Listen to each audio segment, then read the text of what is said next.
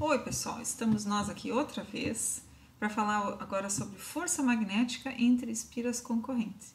Eu sou Raquel Juran, sou professora no Instituto de Física da URGS. Muito bem, então considerando uma situação onde eu tenha duas espiras, cada uma com uma corrente estabelecida nela de alguma forma, que agora não vem ao caso, mas vamos supor que a corrente aqui na espira de cima e na espira de baixo tem o mesmo sentido.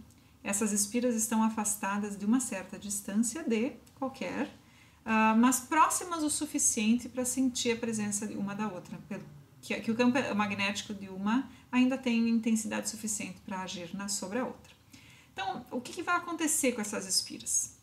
A força magnética ela é algo que depende de um produto vetorial entre um segmento de corrente que corre em uma das espiras com o campo magnético externo que existe ali no lugar onde está aquela espira. Nesse caso, o campo magnético externo aqui é criado pela outra espira. Então, aqui nós vamos considerar uma situação, por exemplo, a espira de cima ela tem um campo magnético que tem esse formato. O que nos importa, o que interessa mesmo, é essa porção do campo magnético que está na região aonde está localizada a espira de baixo. Então eu vou isolar essa parte e nós vamos trabalhar agora somente com esse pedacinho da figura para poder fazer um desenho um pouquinho mais ampliado. Vejam bem, então esse campo magnético ele não é uniformemente distribuído. Esse campo aponta, essa componente do campo atuando na borda numa das bordas da espira, ele aponta mais para dentro, certo? E esse também, eles não estão apontando exatamente para cima, porque se fosse isso não haveria, não seria dessa forma, né? Não teríamos esse efeito. Então, o que acontece aqui? Vamos decompor cada um desses campos magnéticos. Então, esse campo magnético que aponta inclinado para dentro, aqui voltado para cima e para dentro, vamos decompor numa componente que aponta para cima e uma outra que aponta para dentro. Esse é o campo magnético externo que está agindo sobre essa espira. Nessa espira existe uma corrente I, e essa corrente, então, ela está girando no sentido anti-horário quando vista de cima. Portanto, eu vou escrever aqui de uma outra maneira. Então, isso representa a direção da corrente, que aqui no lado direito está entrando na tela e do lado esquerdo ela está saindo da tela. Então, agora, olhando para essa expressão que define a força magnética, eu posso muito bem compreender que esse segmento de corrente, que é, digamos, esse daqui, o produto vetorial desse segmento de corrente com o campo externo vai gerar uma força quando eles não estiverem alinhados na mesma direção, certo?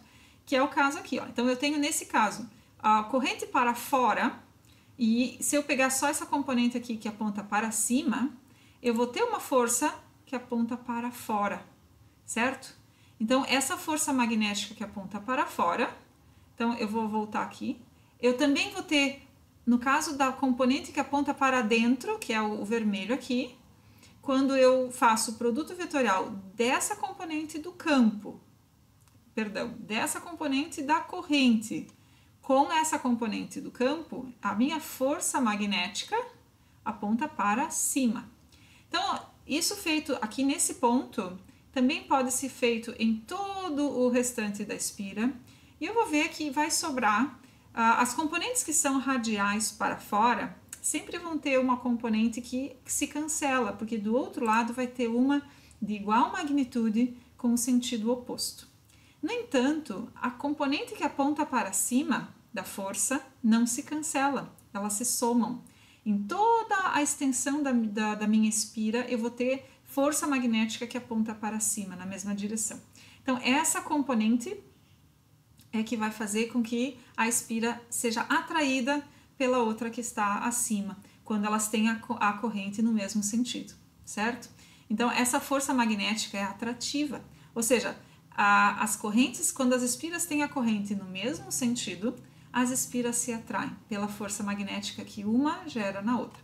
Se eu olhar para o momento de dipolo magnético, é também muito simples de compreender.